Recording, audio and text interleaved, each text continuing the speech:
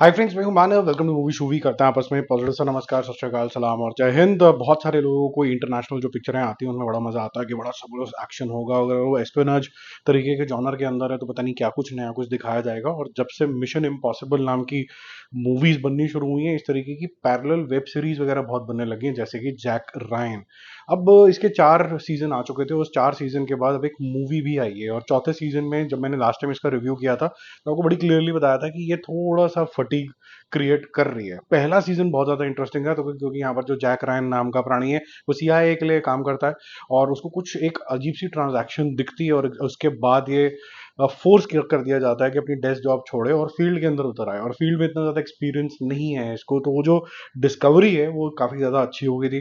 Season 2 season 3 के अंदर bombs वगैरह, और फिर यूएस है तो फिर कहीं ना कहीं रशिया का एलिमेंट भी आ जाएगा, मिडिल ईस्ट का भी एलिमेंट आ जाएगा। और लास्ट सीजन के अंदर तो थोड़ा और कॉम्प्लिकेट कर दिया था क्योंकि इंटरनल कौन से गद्दार हैं उसको भी इसको फाइट करना था। काफी सारी चीजें हो चुकी थी। अब जो घोस्ट वॉर आई है उसको देखने के लिए आपको जो रिलेशनशिप डायनामिक्स है, किसके दिमाग किस तरीके से तेज था, क्या ये फील्ड के अंदर अडॉप्ट हो पाया कि नहीं हो पाया है, ये सब करने के लिए आपको पहले सीरीज का कुछ तो आपको आगे पीछे का पता होना चाहिए, चाहे आपने एटलीस्ट सीजन 1 तो देखा हो। अगर वो सब चीजें नहीं देखी हैं तो आपको ये मूवी का बिल्कुल मजा नहीं आने वाला है।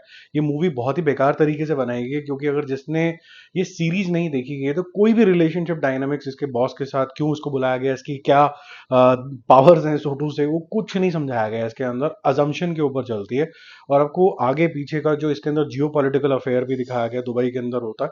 और काफी कुछ मजेदार चीजें भी बताई जाती हैं इसके अंदर, जैसे दुबई का एक छोटा सा एलिमेंट इसके अंदर हो गया, कितना सेफ है ये, क्योंकि हवाई प्रोटेक्शन इतना ज्यादा है कि ये सारे जितने भी हमले होते हैं उसको पहले से ही टैकल कर लेते हैं। और हमें पता है ऑफ लेटली अभी इसराइल की जब लड़ाई हुई ईरान के साथ तो क्या कुछ हुआ था इनके साथ।